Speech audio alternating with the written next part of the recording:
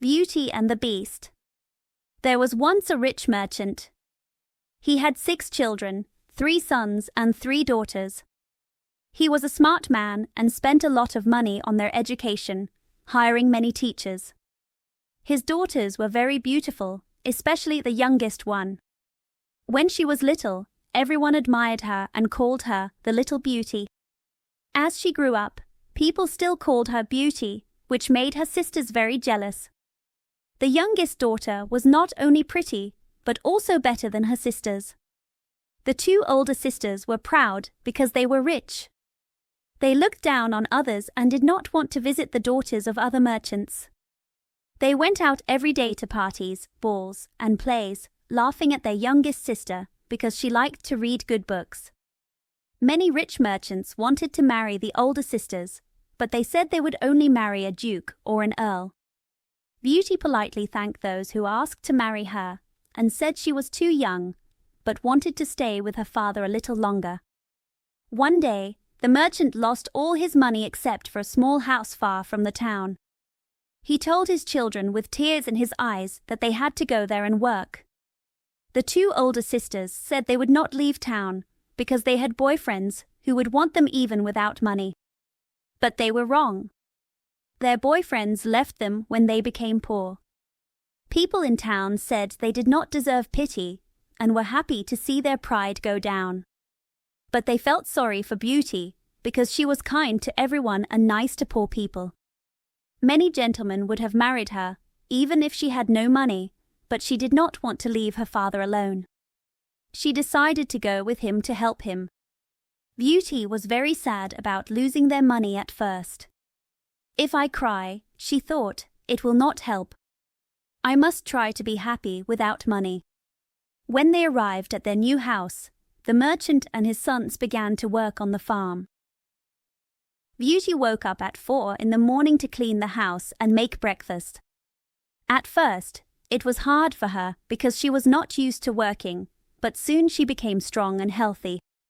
After her work, she read, played music, or sang while she spun. Her sisters did not know how to spend their time. They got up late and did nothing but walk around, sad about their lost clothes and friends. "Look at our youngest sister," they said to each other.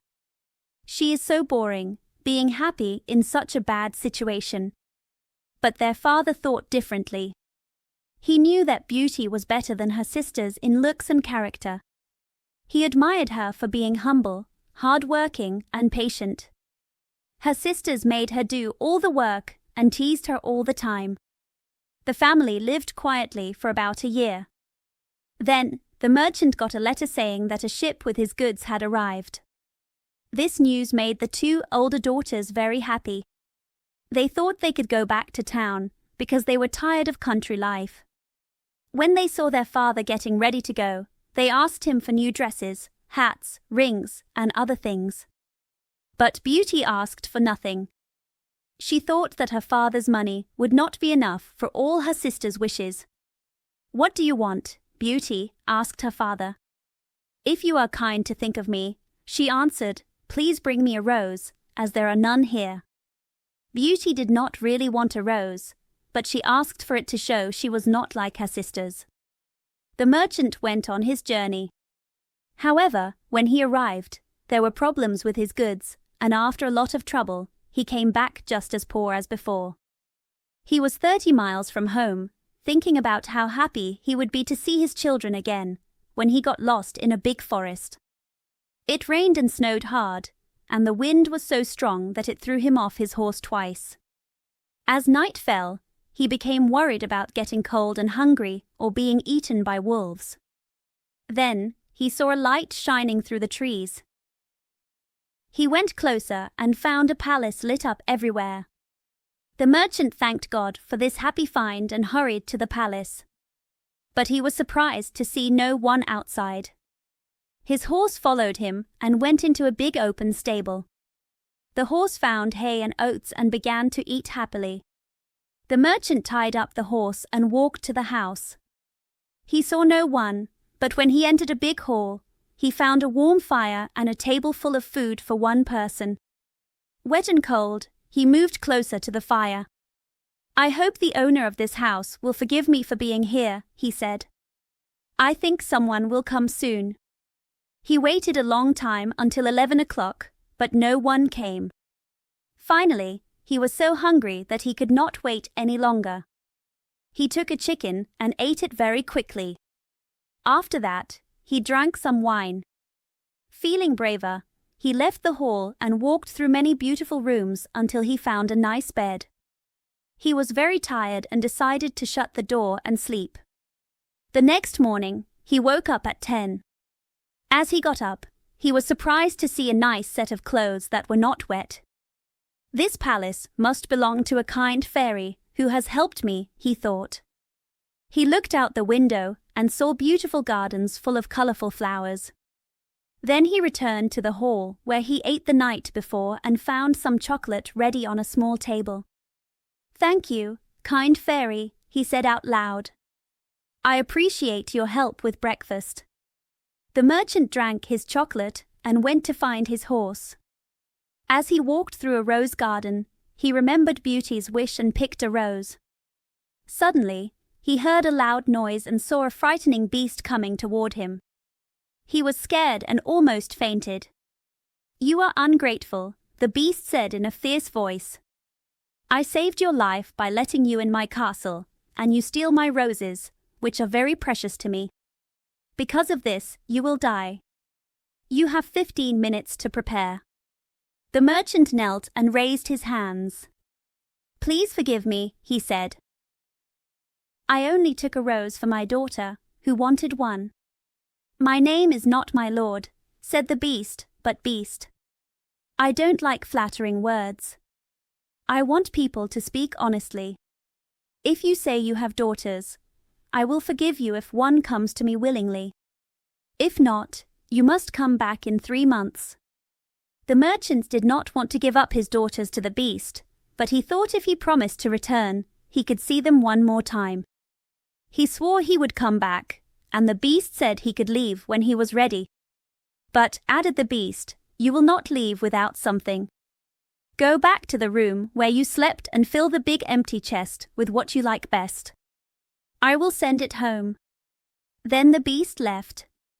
"Well," thought the merchant, "if I must die, at least I can leave something for my poor children." He went back to the bedroom and found many gold coins.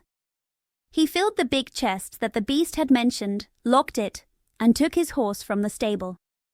He left the palace feeling very sad, just like he had felt happy when he arrived. The horse chose one of the forest paths, and in a few hours, the merchant was home.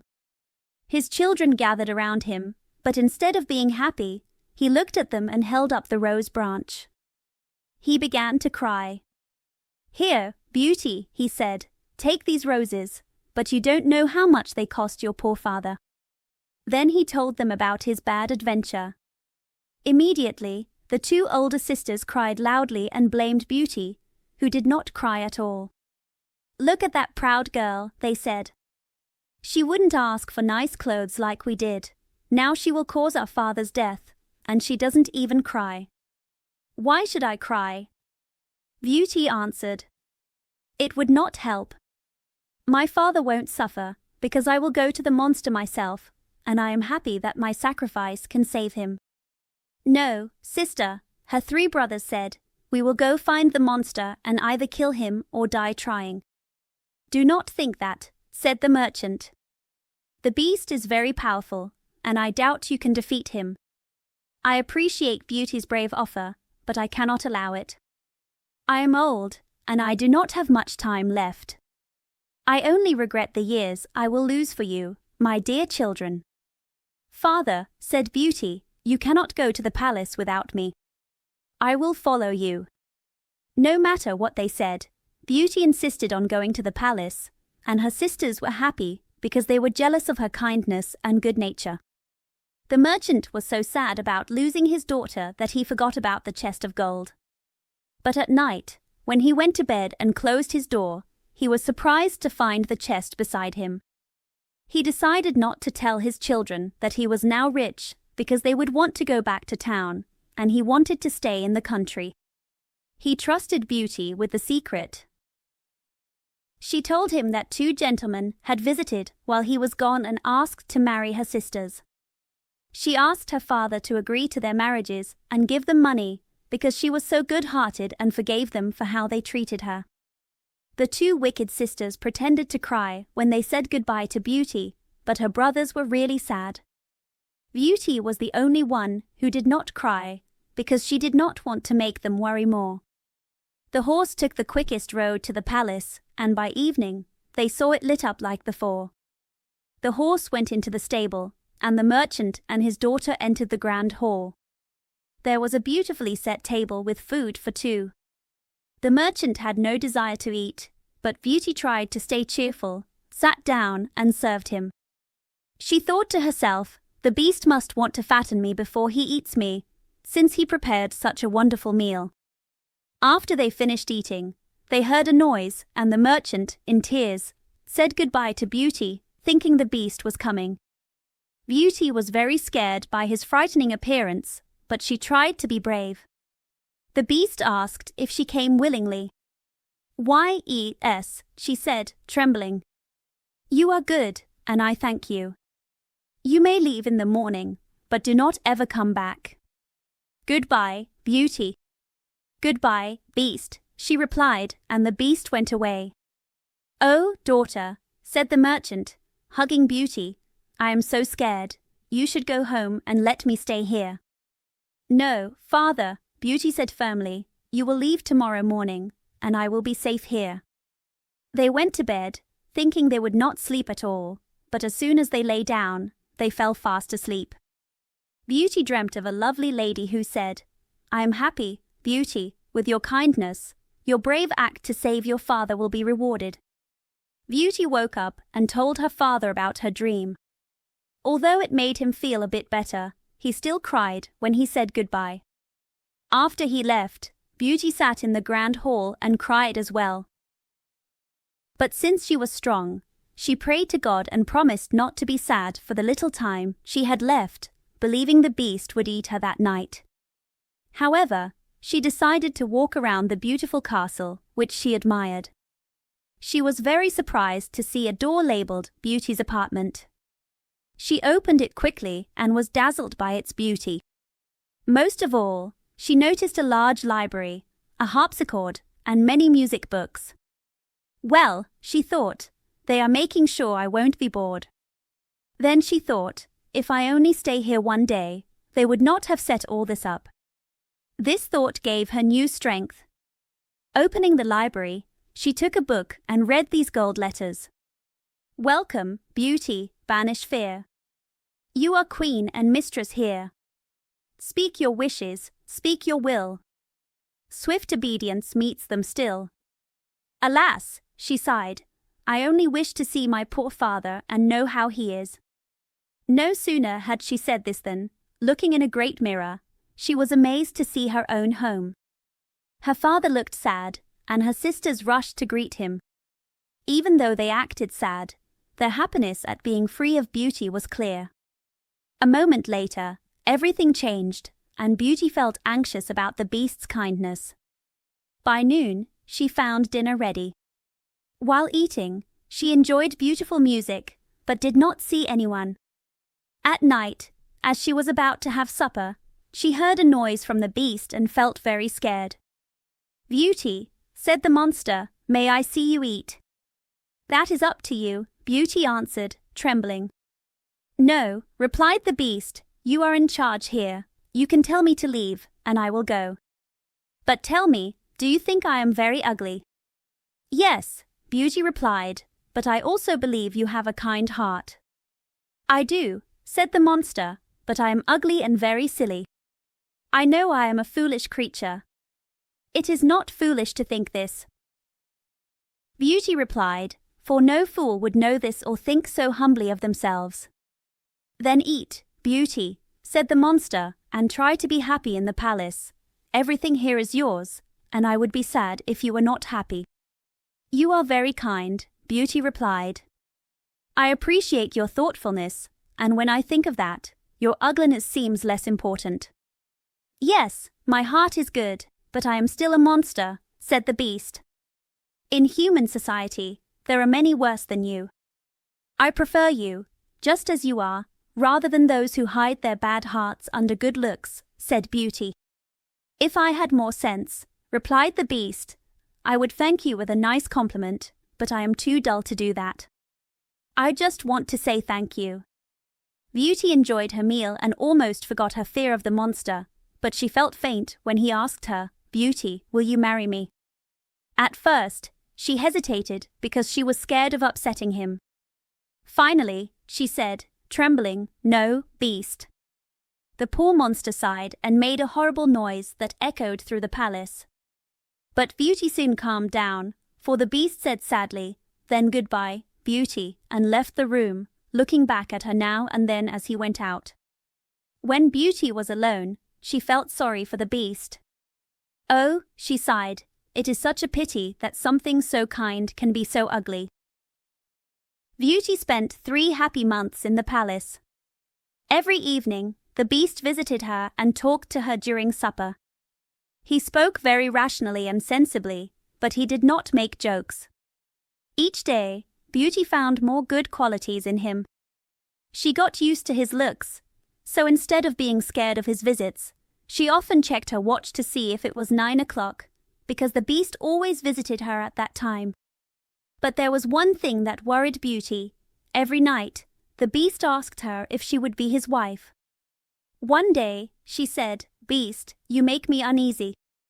I wish I could marry you, but I cannot lie. That will never happen.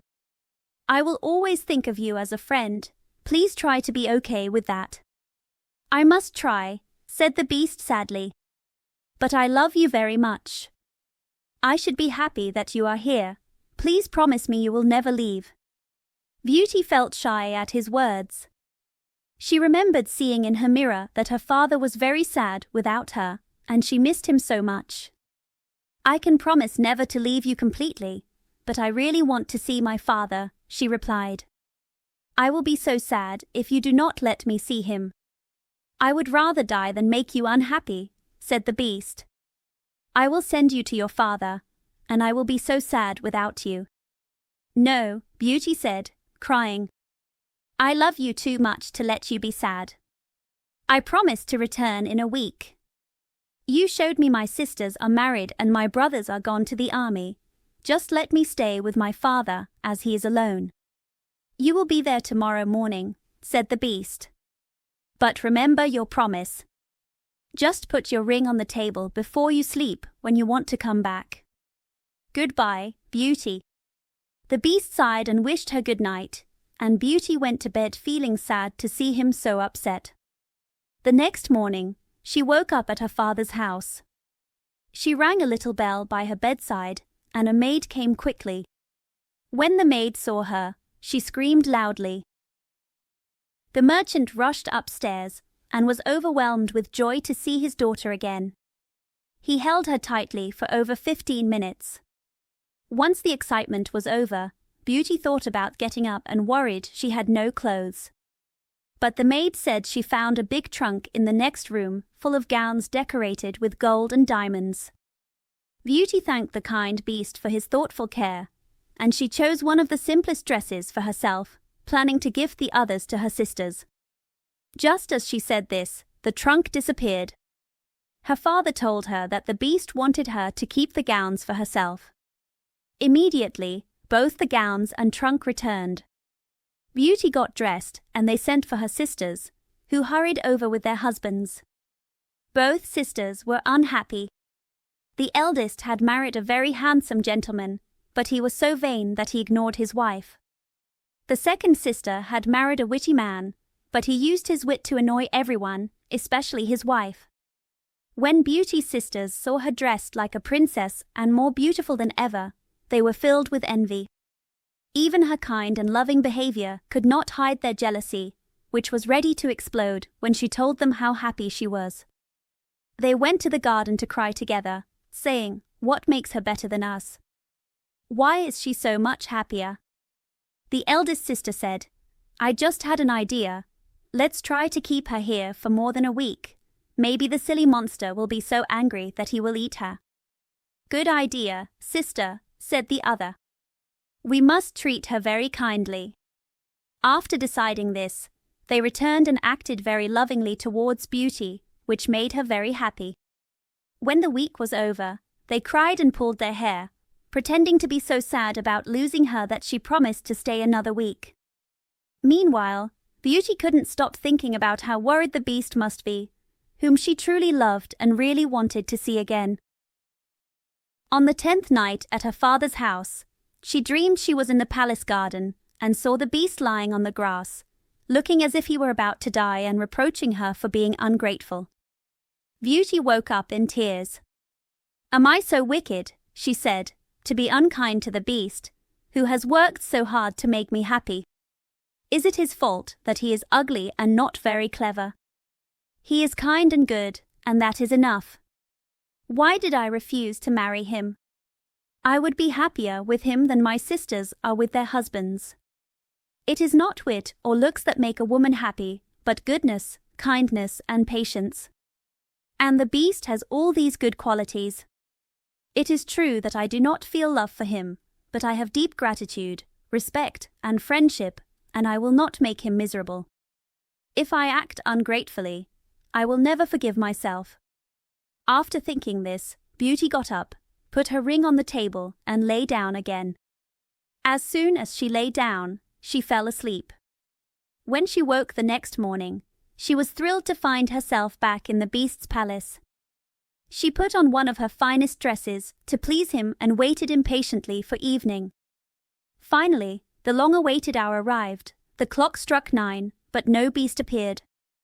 Beauty began to fear that she had caused his death. She ran around the palace crying and wringing her hands in despair. After searching everywhere, she remembered her dream and rushed to the garden canal, where she had seen him in her dream. There, she found the poor Beast lying unconscious, and as she feared, he looked dead. Without hesitation, she threw herself on him and found that his heart was still beating. She quickly got some water from the canal and poured it on his head. The Beast opened his eyes and said, "You forgot your promise, and I was so sad about losing you that I decided to starve myself. But now that I see you again, I am happy." "No, dear Beast," Beauty said, "you must not die. Live to be my husband. From this moment, I give you my hand and promise to belong to you only. I thought I only had friendship for you, but the sorrow I feel now shows me that I cannot live without you." As soon as she said these words, the palace sparkled with light, and fireworks and music filled the air, signaling something wonderful was happening. But nothing could capture her attention. She turned again to her dear Beast, filled with fear. To her great surprise, the Beast had vanished, and at her feet stood one of the most handsome princes she had ever seen. He thanked her for freeing him from the curse that had made him look like a beast for so long. Even though this prince deserved all her attention, she couldn't help but ask, "Where is the Beast?" "You see him at your feet," said the prince. "A wicked fairy cursed me to remain in that form until a beautiful virgin agreed to marry me. The fairy also made me hide my intelligence. You are the only one in the world who was kind enough to love me for my good nature. I cannot fully repay you, but I offer you my crown." Beauty was pleasantly surprised and took the charming prince's hand to help him up. They walked together into the castle, and Beauty was thrilled to see her father and his whole family there, thanks to the beautiful lady from her dream who had brought them there. "Beauty," said the lady, "come and receive the reward for your wise choice. You chose virtue over wit and beauty, and you deserve to find someone who has all these qualities. You are going to be a great queen, and I hope the throne does not change you or make you forget who you are. As for you, ladies," said the fairy to Beauty's 2 sisters, "I know your hearts and all the malice they contain. You will become 2 statues, but you will still think like your old selves. You will stand at your sister's palace gate, and your punishment will be to see her happiness. You cannot return to your old selves until you admit your faults, but I am afraid you may always remain statues.